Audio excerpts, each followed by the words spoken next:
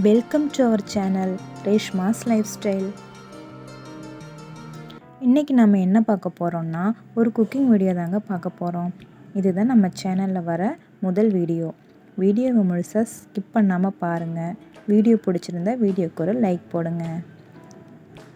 இன்றைக்கி என்ன ரெசிபி நான் ஷேர் பண்ணியிருக்கேன் அப்படின்னா, கேரளா ஸ்டைலில் ஒரு ஹெல்த்தியான மோர் குழம்பு எப்படி செய்கிறது அப்படிங்கிறதாங்க ஷேர் பண்ணியிருக்கேன். கண்டிப்பாக இந்த ரெசிப்பியை நீங்களும் ட்ரை பண்ணி பாருங்கள்.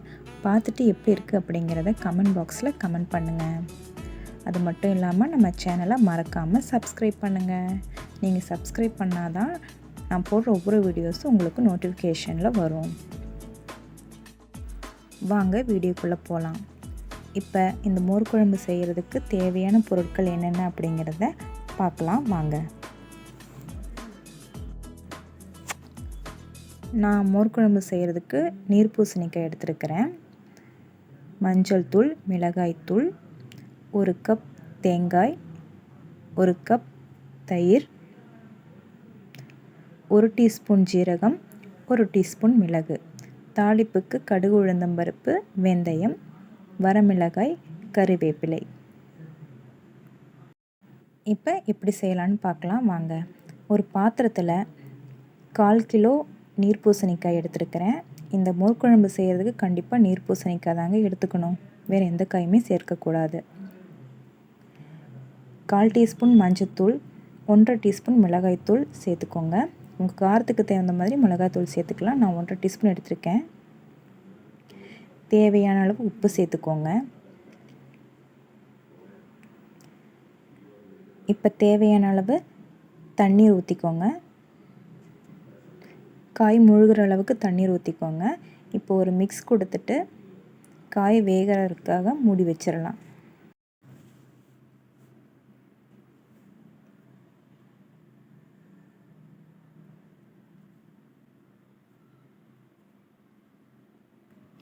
அடுப்பை மீடியம் ஃப்ளேமில் வச்சுக்கோங்க. காய் ஒரு 10 நிமிஷத்தில் வெந்துடும். அதுக்குள்ளே நம்ம இதுக்கு தேவையான பேஸ்ட்டை ரெடி பண்ணிக்கலாம்.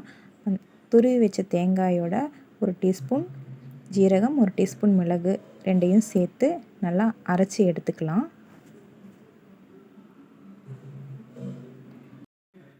இப்போ அரைச்சி வச்ச அந்த பேஸ்ட்டை ஒரு ஓரமாக எடுத்து வச்சுக்கோங்க. காய் வெந்துருச்சான்னு பார்த்துடலாம். காய் வெந்துருச்சு. இப்போ நம்ம அரைச்சி வச்ச அந்த பேஸ்ட்டை இந்த குழம்புல நம்ம ஊற்றிக்கலாங்க.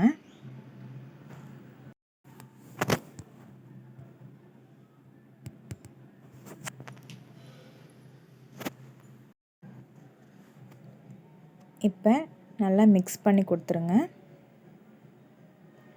நம்ம எடுத்து வச்சுருந்த அந்த தயிரை மிக்ஸி ஜாரில் போட்டு பல்ஸ் மோடில் விட்டு எடுத்திங்கன்னா அது நல்லா கெட்டியான மோராக மாறிடும். அந்த மோரையும் இதில் ஊற்றிக்கோங்க.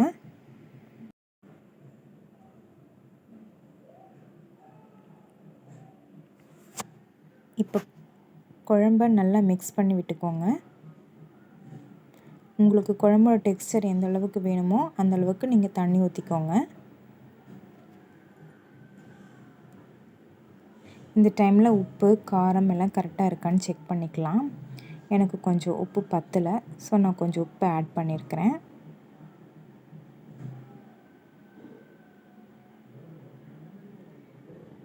லைட்டாக கொதி வந்த உடனேயுமே இந்த மோர் குழம்பை இறக்கி வச்சிடலாங்க. இப்போ மோர் குழம்புக்கு தேவையான தாளிப்பு ரெடி பண்ணிடலாம். ஒரு கடாயில் தேங்காய் எண்ணெய் எடுத்துக்கலாம். அதில் கடுகு உளுந்தம்பருப்பு சேர்த்துக்கலாம். கடுகு உளுந்தம்பருப்பு நல்லா பொரிஞ்சதுமே எடுத்து வச்சுருந்த வெந்தயத்தை நம்ம அதோட சேர்த்துக்கலாம். இப்போ வெந்தயமும் நல்லா பொரிஞ்சு வந்துடட்டும். அதுக்கப்புறம் எடுத்து வச்சுருந்த வரமிளகாய், கருவேப்பிலையும் நம்ம அதே எண்ணெயிலேயே சேர்த்துக்கலாம். இப்போ அதே எண்ணெயிலேயே வரமிளகாயும் கருவேப்பிலையும் நல்லா பொரிஞ்சு வந்துடட்டும்.